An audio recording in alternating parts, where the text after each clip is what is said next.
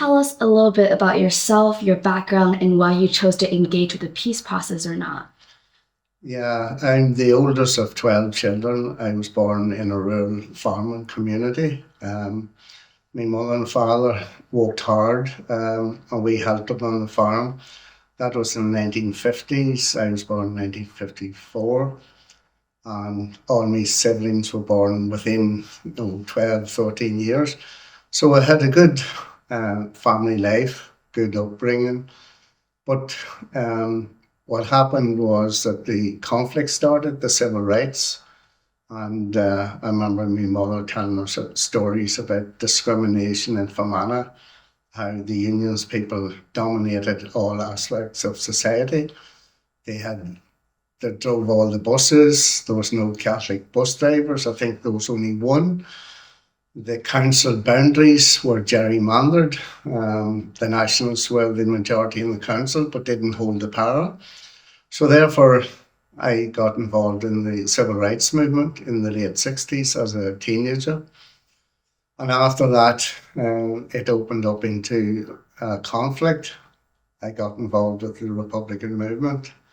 And after many years, I was arrested after a shooting incident in Rosslea, which is close to the border. And I was arrested, seriously injured and arrested, and imprisoned for 25 years. The Good Friday or Belfast Agreement marked a significant turning point in Ireland's history. In your view, what has been the most profound impact of the agreement on society over the past 2 decades? Well, I think that the biggest aspect it has brought is peace. It was a peace agreement, an international agreement, which brought an end to 3 decades of conflict. I think it was an honourable, strategic compromise. We didn't get everything that we wanted within the Good Friday Agreement, but it was sufficient to bring us to the next level. But what it brought to the Irish people was peace after many, many decades. It brought hope to future generations. So I think that was the biggest aspect of the Good Friday Agreement. And the fact that it had within it sufficient guarantees of equality, peace building, working together, power sharing. They were all key aspects of it, which I believe were benefits to the Irish society. And talking about right now, what do you think is the biggest resistance or challenges to peace building that we face?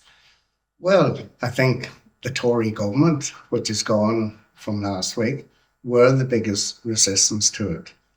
And also elements of within unionism. I don't think they come to terms with the Good Friday Agreement or its aspects, particularly the aspect of it that within the Good Friday Agreement, it's allowed for a referendum on Irish unity.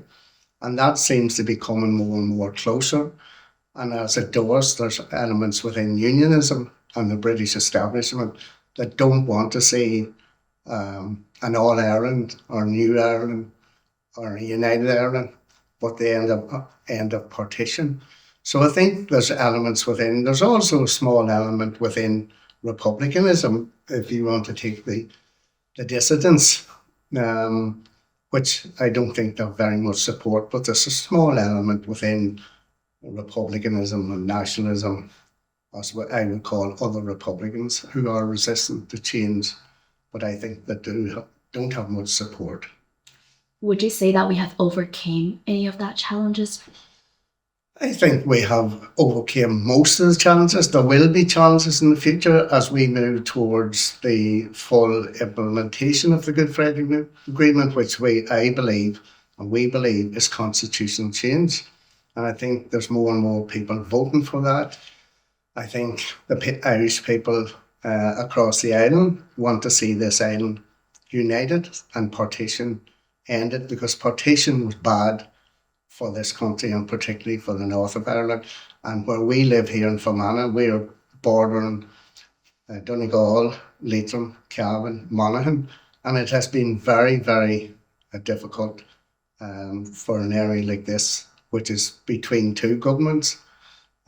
between the British government or the Northern Ireland Assembly and the Irish government. And it has been underdeveloped for 100 years now.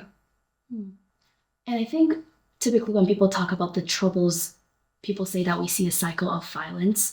When do you think was the turning point of that? Or do you think was there a turning point? Yeah, I think that the Good Friday Agreement didn't come in isolation. The peace process had been going on for a number of years. And I think the big turning point was the IRA ceasefire of 1994. I was in prison when that took place. I think that was the beginning of, I think, the seriousness that Republicans were looking for a peace process that was honourable. It would bring the British government and all the participants to the negotiating table, and that's what it did. And from that, you had the outcome, which was the Good Friday Agreement. You talked a little bit about the 1994 IRA ceasefire.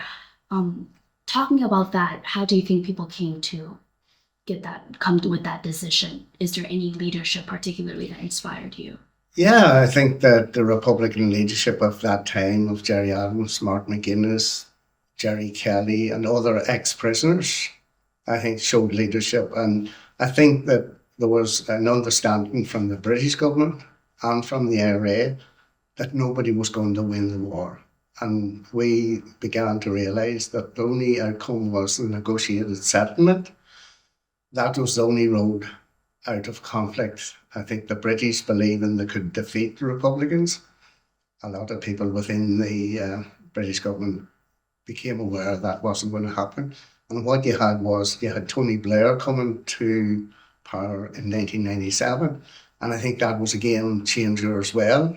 And you had also Bill Clinton becoming the president of America. And he also was very willing to push the peaceful process forward.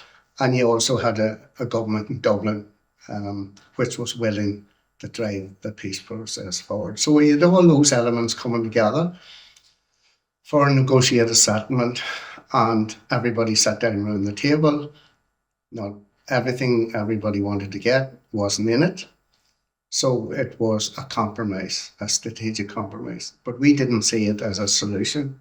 We seen it as a framework to move what we believe was our objective of an all-Ireland. You talked about solution to peace building.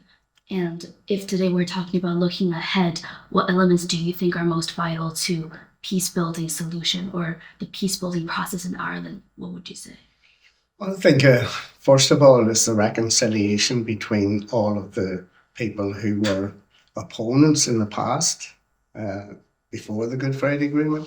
I think reconciliation and building relationships with the people across the island of Ireland, and particularly with the Unionist people here in the north of Ireland.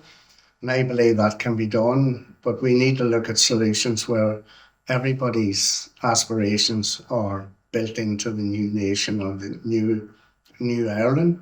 And that means the Protestant people, their understanding, if they want to be British, Irish, that all those identities are involved in any new agreement on the island of Ireland. So I think building relationships, community relationships is very much important in this process. Yeah, I think that everybody must understand where other people are coming from. You have to get into other people's shoes and understand how.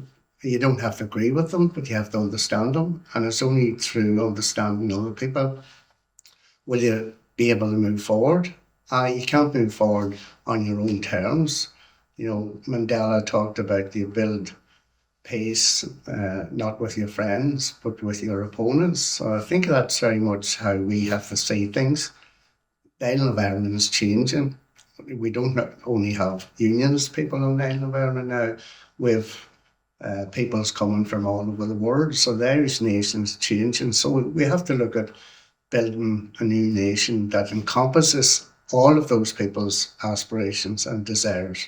So I think that's very, very important, is get into the shoes of other people, understanding where they're coming from, and then listening to people, and therefore building a process which involves them.